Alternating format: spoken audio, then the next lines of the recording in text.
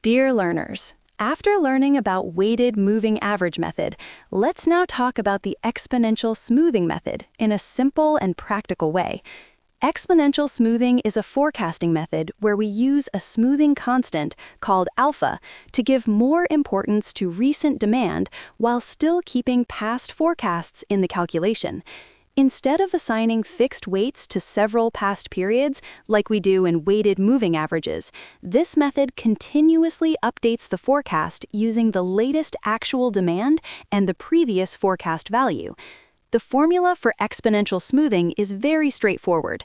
The new forecast is equal to alpha multiplied by the actual demand plus 1 minus alpha multiplied by the previous forecast.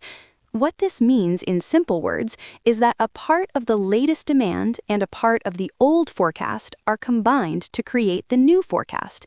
Because of this structure, the method automatically carries historical information forward without needing to store a lot of past data. To use this method, we need 3 key input data points. First is historical demand, which is the actual customer orders data. Second is the previous forecast, which is last month's forecasted value. And third is alpha, the smoothing constant. Alpha is a value between 0 and 1, such as 0.2, 0.3, or 0.5, and it controls how sensitive the forecast is to recent demand changes. Now let's clearly understand what the smoothing constant alpha actually means and why it is so important.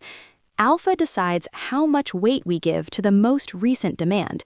If alpha is high, for example 0.6 or 0.7, the forecast reacts very quickly to recent changes. This is useful when demand is changing fast and recent data is more reliable. On the other hand, if alpha is low, like 0.1 or 0.2, the forecast becomes smoother and more stable because it relies more on past forecasts and less on short-term fluctuations. So choosing the right alpha value is critical because it directly impacts forecast accuracy and stability. Let's take a simple example to understand this better. Assume last month's forecast and the actual demand turned out to be 1,100 units.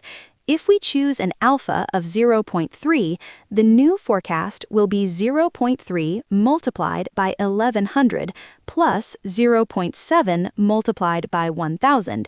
That gives us a new forecast of 1,030 units. Now, if we increase alpha to 0.6, the same calculation will give us a forecast of 1,060 units. You can clearly see that a higher alpha makes the forecast move closer to the latest demand, making it more responsive. Now let's understand when exponential smoothing is typically used. This method is used for short-term forecasting when there is no strong trend or seasonality in the data, and when recent demand is more important than older data. It works very well in stable environments with small demand variations, and it is extremely easy to automate in Excel or forecasting systems. Another big advantage is that it requires very little historical data because the previous forecast already contains information from older periods. Now let's compare exponential smoothing to weighted moving average to understand how they are different. In weighted moving average, we manually assign weights to a fixed number of past periods, such as 50% to last month, 30% to 2 months ago, and 20% to 3 months ago. These weights remain constant unless we change them. In exponential smoothing, we do not explicitly assign weights to multiple past periods. Instead, alpha automatically creates exponentially decreasing weights for older data through the previous forecast. This makes exponential smoothing simpler, more elegant, and easier to maintain over time. However, exponential smoothing also has limitations. Selecting the right alpha value is not straightforward and often requires testing and validations. Also, basic exponential smoothing does not handle trend or seasonality well. For those situations, it is important to use extended versions like trend-adjusted or seasonal exponential smoothing methods. So, to summarize, exponential smoothing is a powerful yet simple forecasting method that gives more importance to recent demand using a smoothing constant, reacts quickly to changes, is easy to automate, but must be used carefully by choosing the right alpha and understanding its limitations. Dear learners, now after looking at the concept of exponential smoothing forecast, let us understand how exponential smoothing forecasting actually works with a clear numerical example. Let us assume that we have historical demand for January 2021 as 731 units.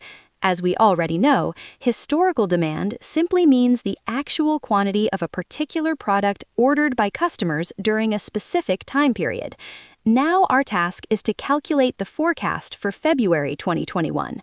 And again, we know that forecasting is nothing but an estimation of demand for a future period. The formula for exponential smoothing forecast is forecast equals alpha multiplied by actual demand plus 1 minus alpha multiplied by the previous forecast.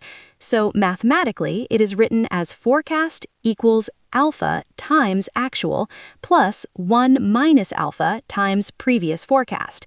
Here, alpha is the smoothing constant.